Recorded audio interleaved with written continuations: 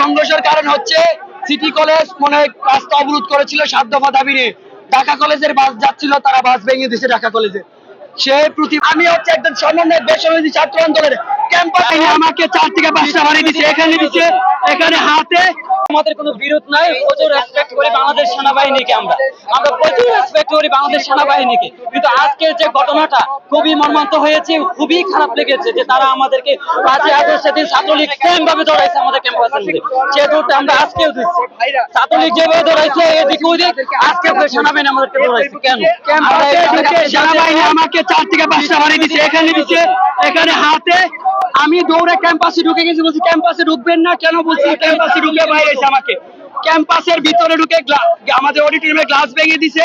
Even আমাদের প্রিন্সিপালের রুমের সামনে গিয়ে কয়েকজনকে বাইরে দিয়ে আসছে। সেনাবাহিনীর সাহস কোথা থেকে পায়? একটা প্রতিষ্ঠানের ভিতরে ঢুকে তারা কিভাবে হামলা করে শিক্ষার্থীদের উপর। ছাত্রলীগ যে কায়দায় আমাদেরকে আক্রমণ করতো, সেনাবাহিনী আজকে সেইভাবে ক্যাম্পাসের গেট ভেঙে আমাদেরকে ঢুকে মেরে দিয়ে আসছে। এবং প্রত্যেকটা নিউজ চ্যানেল ছিল, সবগুলো কভারেজ করার পরেও আমি হচ্ছে একজন সমন্বয় বেসরকারি ছাত্র আন্দোলনের ক্যাম্পাসের ভিতরে ঢুকে আমাকে বাড়ি দিয়েছে 4-5টা সেনাবাহিনী। আমি বলছি ক্যাম্পাসে ঢুকবেন না, তারপরে ভিতরে ঢুকে বাড়ি দিয়ে আসছে এবং আমাদের অডিটোরিয়ামে গ্লাস ভেঙে দিয়েছে। প্রিন্সিপালের রুমের সামনে ফেলে কয়েকটা স্টুডেন্টকে বাইরে এসেছে সেনাবাহিনী কিভাবে সাহস পায় একটা প্রতিষ্ঠানের ভিতরে ঢুকে গিয়ে স্টুডেন্টদের গায়ে হাত তুলতে? শুধু আমি একটা না, অনেক স্টুডেন্টদেরকে ক্যাম্পাসের ভিতরে ঢুকে সেনাবাহিনী মারছে। ইভেন ছোট ভাইরা এখন হাসপাতাল আছে, তাদেরকে ক্যাম্পাসের ভিতরে ঢুকে মেরে আসছে সেনাবাহিনী ছাত্রলীগ কায়দায়। আজকে সংঘর্ষের কারণ হচ্ছে সিটি কলেজ মনে হয় রাস্তা অবরোধ করেছিল 7 দফা দাবি নিয়ে। ঢাকা কলেজের বাস যাচ্ছিল, তারা বাস ভেঙে দিয়েছে ঢাকা কলেজে। সে প্রতিবাদে স্টুডেন্টদেরকে এবং মার্সিও আমাদের ঢাকা কলেজের ভাইদেরকে বাসও ভেঙে দিছে। তখন ঢাকা কলেজের স্টুডেন্টরা ওইখানে গেছে, তারপরে অনেক ছেলেদেরকে ওরা মাথা ফাটাই দিছে, তারপরে ধাওয়া পাল্টা দেওয়া শুরু হয়।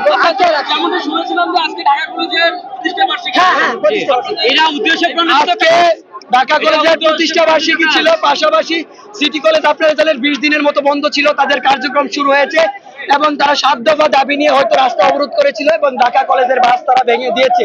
যার প্রেক্ষিতে ঢাকা কলেজের স্টুডেন্টরা ওইখানে জবাবদিহিতার জন্য যায়। তারপরে ঢাকা কলেজের স্টুডেন্ট অনার্সদেরকে মাথা ফাটিয়ে ঢাকা মেডিকেলে ভর্তি করে দেয়। দেন হচ্ছে দাওয়া পাল্টা দেওয়া শুরু হয়। ওইখান থেকে হচ্ছে আজকের যে সংঘর্ষ শুরু হয়।